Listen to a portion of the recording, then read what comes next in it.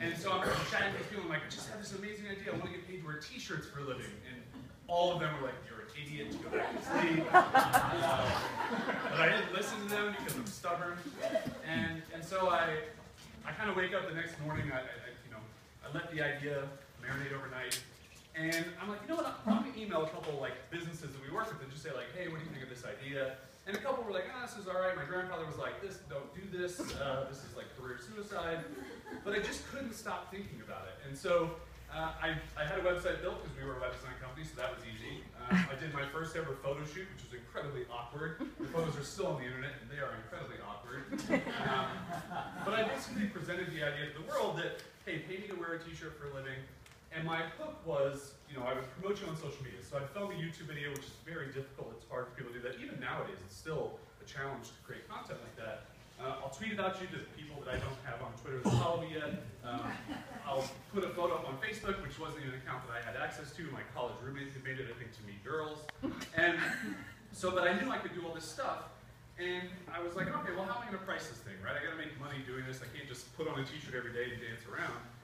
And I said, what if I charge $100 a day? And so I was talking to somebody about that, and they said, there's not a lot of urgency. What's better than day 1 versus day 45? I was like, that's a really good point. And so we kept chatting, and we came up with the $1 on the first day. So I was going to do it January 1st, 2009 was the start date. So $1 on the first day, $2 on the second day, $3 on the third day, all the way up to $365. And this was great because it created urgency. Companies would easily spend, all of you would probably spend $12 on something that you're like, I'm curious about this. And so there was no barrier to entry to get people on board. But here's what's really interesting. I put up this website, I had this crazy pricing structure, this awesome photo shoot that didn't look awkward at all, and no one showed up, right? Like 12 people maybe, my mom, my grandmother, my grandfather who was like, don't do this still, and then me refreshing the page constantly. And what I realized was, and I think I was probably in the shower because that's where I do all my profound thinking, also in the closet. Those are my 2 safe places. And, not together though, that is but I'm sitting there and I'm like, I didn't promote this to anybody. Putting up a website, even in 2008, is like putting up a billboard in the desert, right? Who's going to find it? It's impossible. There's so many of these. So I realized that the one thing I had at my disposal was my contact list. Like 100 to 150 people that I had met over the years, friends, family, whatever. It wasn't businesses. I didn't know anybody at the time, just our clients were the only people I knew. So I started emailing them one by one, and I just said, hey, I've got this crazy idea. I don't want you to buy it, but do you know any companies that I could potentially talk to about this? Because I didn't want to just ask all my friends for money. And slowly but surely, I started to get some traction. A couple people would check out the website, a couple people would buy. And then one person emailed me like, hey Jason, I know a girl at the New York Times who always writes about weird stuff like this. Let me pitch the story to her. I'm like, this is amazing. I'm going to be on the front cover of the New York Times now. Obviously, because the idea is so good. And so he actually makes the email introduction. And this is my first experience with the media, is that it's all about them, not about you. And she was like, hey, can you hop on Google Chat? And I'm like, all right, that's kind of a weird place to do a written interview where you're going to put me on the front cover of the paper, but okay. And so she's typing, if anybody's ever used the Google Chat box, it's like this big on the screen, And so she's typing in there, and she's like, oh, tell me about this I Wear Your Shirt idea. So I start typing, and I get to this long. This is like this crazy cool idea that's going to revolutionize advertising on the internet. And then I'm like, I'm halfway to this long thing, and she's like, just a sentence will do. So I have all this writing that now I have to go through and delete most of it and just send a sentence. And next question's like, oh, who's bothered? Who's on board? No one. And there were 2 companies. So I was just like, oh, a couple companies, and I start writing, and she's like, just a couple names. So I listed off a couple names. And she's like, thanks so much. And then Jenna ends chat. And I will never forget seeing that text, because I was like, wait, this was a New York Times interview? This is wildly different than what I thought this was going to be like. And I went back to that friend, and I was like, hey man, that was awful. That was not fun. That's not going to be on the front page of the paper like I thought. And he was like, no, but here's the beauty about PR and media and everything else, is that now we have an additional part of your story that we can tell to other people, we can use as leverage. You did a New York Times interview that you're excited about, and it's going to tell the I Wear Your Shirt story. All those things were true.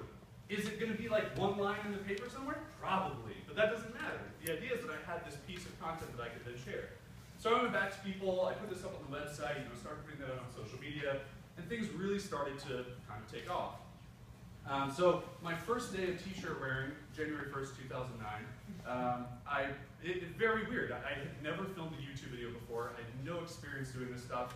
I started working with this live video platform called Ustream, and they're like, we want to put you on the front page of the site. This is interesting. We don't know what you're going to do. So I put my laptop up on my TV in my bedroom, and I'm like, I have no clue what I'm going to do. Like, I didn't have a Jason variety show that so I turn it on, and I'm thinking I'm going to have time to get ready, and then all of a sudden the view counter goes up. Because they had already plugged it in. Like, as soon as my show went live, it went right to the homepage. So I'm probably 6 inches from the camera, and everyone's seeing my face, and then it's 5,000 people, 10,000 people, 20,000 people. And the first day, talk about getting thrown to the wolves. I wasn't in the shower, so that was good. I had a shirt on, which was also good. And 45,000 people watched the show the first day. And it was just me, just being me, talking about this company, but more just about who I was as a person. And what I found very quickly as I started doing this every day of my life was that I was just a storyteller. I was just a way for these brands to go from their boring brand lives to people's boring lives, trying to make interesting predictions. And that's the business that I built at $80 million. So I did that for 5 years, and a lot of very interesting things happened. And I'm in this room because of some of those things, but Lisa Horner, who was just up here, just melted your faces off. I'm at South by Southwest, which is the biggest geek fest for all the speakers. We all know each other from there. We all go there. We've been there. We've talked. We've met people. It's tens of thousands of people. So it's a lot of people, and I'm just a new guy with this weird business that not a lot of people have heard about. And I'm developing my own niche on the internet. And I'm at this party, and I don't know anybody, but I just went because my friend was like, you should go. And I'm walking, I'll never forget, I'm walking, and this lady grabs me by the back of the neck, like this. I'm like, what is going on? I expect to see someone I know, right? If someone's gonna grab me by the back of the neck. She was like, shirt guy! I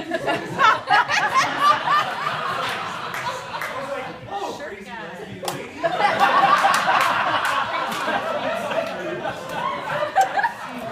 I don't know you. And she, we hit it off. I mean, she was like, I've seen some of your videos. I work for this company, Citrix. Maybe you've heard of us. Go to me. I was like, yeah, sure. I've definitely heard of you. She's like, we got to do something together. And I think from that point on, I mean, we had $50,000 in business together. And I have a video of me pretending to train for a go-to training video that has 50,000 views on YouTube. And every video that Citrix made before that didn't even come close to that type of viewership. But it's because they found a way to have their story told in a unique way that then brought some humility to their brand, like Justin was talking about. It takes that logo and it makes it more humanistic. And so, what I found over the years in doing all this different stuff and meeting all these amazing people is that it's all about the story. It's all about your unique angle. I mean, you guys here, those of you who own wineries and anybody who owns any business, not just wineries, is that you have a unique story to tell. You do, and that's what's going to set you apart from the person who's your competition. That's what's going to set you apart from anything that goes wrong in your business. If you stick to that story and you own that story, that's the most important marketing you can do. I love all the talk about search engine marketing and list building and all that stuff. That is all so important. But if you don't take a step back from the beginning, figure out what you stand for, what your value proposition is, what your unique angle is, it's never going to resonate with someone. And even the most boring companies in the world, and I've worn shirts for a lot of those companies, for over 1,600 brands. But there was always a unique thing that we could find. That there was a thread that we could talk about that would say, oh, yeah, I'm going to work with this accountant because they love basset hounds. It's like, well, I have a basset hound. I need an accountant. That gives me a commonality with this company. But they never would have said it. Why would I have ever picked them? So there's a unique thing you can always find. So I did this t-shirt thing for a couple of years. Actually, when I was at Misfit Conference, which AJ you're going to hear from, who's just a brilliant, genius, amazing, creative human being. Don't shake your head. Shake it up and down for once in your life. There you go. I was at this conference speaking in 2013. AJ was like, hey, we want to bring you out. You've got such a great story. Little did AJ know I had $9 in my bank account at the time and $100,000 in debt.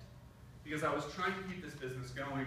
I got to 8 employees. It was just not going well. And I worked myself to death. I worked every single day for almost 5 years straight. Never a day off. And I never had time to get ahead of myself. I never had time to just realize what I was doing. And I got up on stage and I told myself I wasn't going to tell this story of I Reassure. I was going to tell the more humble side, the more things aren't going well. You know, I don't want you guys to think you can just go and create what I've created because it's not worked for me. I haven't figured out how to get past this dip that I'm in. And it was literally after that conference that, I mean, my life changed profoundly because I figured out that I'm not my business. Like, most people know me as I Reassured, or I'm the I Reassured guy. That's not who I am, and that's not going to carry with me forever. What's going to carry with me are the stories that I leave with people, the relationships that I build, the awesome memories that I have. And so I've really learned and I've grown, and don't worry guys, I have more than $9 now. I've gotten rid of most of the debt. But I've done it through creative ways, and I've always just been so stubborn about things I've done. And the thing David didn't mention that's even weirder, if you guys can imagine, than wearing t-shirts for a living, is I sold my last name twice. Oh, yeah, it just blew your minds. You're welcome. So, I have no idea how much time I have left. I'm just going to keep going. It's okay, we're good till tomorrow, right? Yeah, this is an all-night party, right? This is 3 a.m., it's 10 to 3. It becomes a rain. Yeah. My mom calls me on Skype in 2012, and she tells me that she's going to have a divorce. And unfortunately, this was my third stepfather at the time, so I've already had 3 last names. So unlike a lot of you who've had one last name your entire life, I've had many. My last name does not define who I am. I don't get any value from it. And so, you know, it's not a comfortable conversation. And I just cracked a joke, and I was like, oh, I'm going to sell my last name to stick it in his face. And she laughed, and that's how I deal with all difficult decisions and things in my life. I just find some stupid joke. And I'm okay with that. I'm okay with that. 6 months later, I'm sitting at Panera Bread, if you guys know what Panera Bread is. And I don't just have ideas in the shower and in the closet. I also have a fast casual dining place. And I'm sitting with my girlfriend Caroline and the guy Sean who worked at this time, and I said, you know what? Like, things aren't going great with the business, and we had to let a couple people go. I think I'm gonna sell my last name. And you know, my girlfriend's heard a million terrible ideas, and she's like, all right, fine. Like, you want to do that? That's fine. So a week later, I had a website built. I bought the domain buymylastname.com, and I started an auction at $0. I used my list, which was only at about 600 people at the time.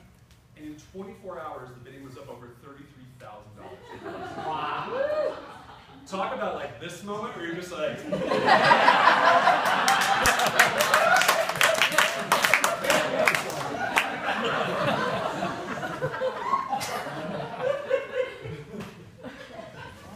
so that was a stunning realization that was going to work out. And that was one of those moments too where I was like, wow, this is the thing I tell people all the time is like, this is the unique story. This is the unique angle. Jason, what was your real last name you lived with for a year? So, Taco Bell. Oh, sorry. This is my time. So the auction ended after 40 days of an auction. It got up to $45,500, and the company that won is called Headsets.com. Talk about not a sexy last name to have. Also, it was spelled out, so it was Headsets D-O-T-C-O-M. If you guys want to find out the only way to make a TSA agent in an airport smile, have a ridiculous last name on your ID, because I handed it to him and he was like, that's not real. I was like, no, I sold my last name. And he just smiled and was like, you can go through. Luckily, I didn't have to go like white glove, like, no weird last name. But the crazy thing is that, you really wonder, all right, what's the ROI of buying some random dude's last name? Well, they saw an increase in sales of $250,000 in 3 months. I was on the front page of the USA Today, I was on Fox and Friends, and I created a unique way for their story of their boring headset company to be told. Now, they're a $30 million company, so they're doing all right. But they also saw the opportunity to say, this is a unique marketing thing. This is something that we could not do anywhere else. So you have to take risks, right? I think business owners don't take enough risks. They don't take enough chances. They don't try and have their story told in unique ways when they should try and maximize that as much as possible. So I actually wasn't going to sell my last name again, and I went to MisfitCon, and I left there. I came back. I had lunch with a friend of mine, and he was like, I know things aren't going well for you. You did this last name thing, that was cool, but you got to write a book. You have such a crazy story about the stuff you've done. And I'm like, yeah, but I don't have the end. I don't have the like Then I made $20 billion. Everybody needs that, yeah, like drop the mic moment. And he's like, let the book end itself. You know, like write the book and see where it goes, and this doesn't have to be the final book for you. You can write a bunch of them. And I said, oh, okay, this is interesting. You know, I do think I can do this. So I'm driving home, fourth place where I find my ideas, in the car, driving. And I'm like, what if I got the book sponsored? You know, this has been a common theme for me throughout my life. I also think the front page of a book is very important that everyone sees it. My last name is on there. I just sold my last name. Why not sell it again? Here's another opportunity. So I basically created my own site, sponsormybook.com. I love starting businesses by buying domains. It's a great and terrible habit. I also own koshermarshmallows.com, which I have not figured out how to monetize. I will, and I'm keeping the domain just for the joke as long as I can. But I set up this website. I used my list. I reached out to people who had sponsored me before, and I raised $75,000 before a word was printed of the book, before a book was done. Just the idea of it was there. The story of it was there that people could get behind. And that was really empowering for me because 95% of authors don't make the money back that they invested in writing the book, which is like $1,000, let alone make more than most authors get in a book advance, who've written many books. So I've just always found these really unique ways to run businesses, to do my own thing. So I sold my last name again. You know, the auction ended for $50,000. I was Surfer app, which when anybody asked me what it was, it is a free surfing app on the iPhone, but I just always said it was a piece of IKEA furniture that I really liked. Which is another way to get a TSA agent to smile. You know, 2 gems you can take home with you. Yeah, so I lived with these 2 crazy last names. I wrote this book. I released it at Misfit, where I had this emotional kind of breakdown the year before. I gave every single person a copy. They were nice enough to help me pay for that because, as an author or a starting author, you got to get things paid for. And, the book has gone on to move 10,000 copies. For some people, that's bestseller status. I've never been a bestseller. But I don't care, because I get emails every day from people who say, I read your book, it was really inspiring. Paul just came up to me outside, and he was like, your book is sitting on my desk. Why? Because David gave him a copy of my book. And that's the power of other people telling your story. David took a couple of my shirts when I couldn't go to South by Southwest one year, put them on a break dancer, and got the guy and took a video of it. And I couldn't be there, I couldn't break dance either. So. But this is where, when you have a compelling story to tell, and when you can package it in the right way, other people will tell your story for you. Yeah. That's the best marketing you can do.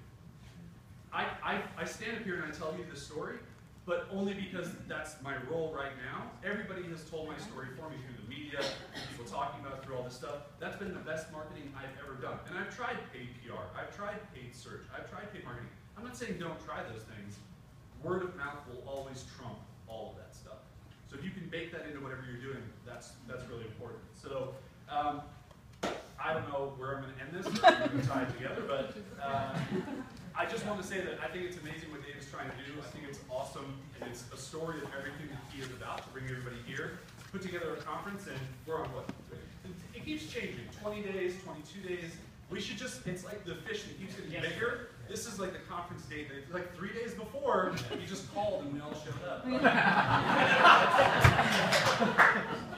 24 hours, you gave us 24 hours notice, all booked flights. But it's true, that's the power of the community you built. That's the power of the story that you have to tell that we all want to be a part of. So I thank you for that. I thank you for bringing everybody here together. I know a lot of people are probably going to meet other people that they never would have talked to or met before. And I hope you guys, with all of your own unique businesses, take a step back and go, what is my unique story? What's the thing that my business stands for? And what's the outcome it provides for somebody else? And if that's a delicious bottle of wine that they can share memories with their friends, highlight that. Don't highlight the fact that you have the best grapes ever. No one gives a shit about that. I mean, you guys do, that's fine. I just want to get drunk with my friends and have fun time. So, remember that stuff. It's awesome to be here. I'm so glad that I know Dave. I'm so glad that everybody who's here. And a big shout out to Sylvia, who really helped.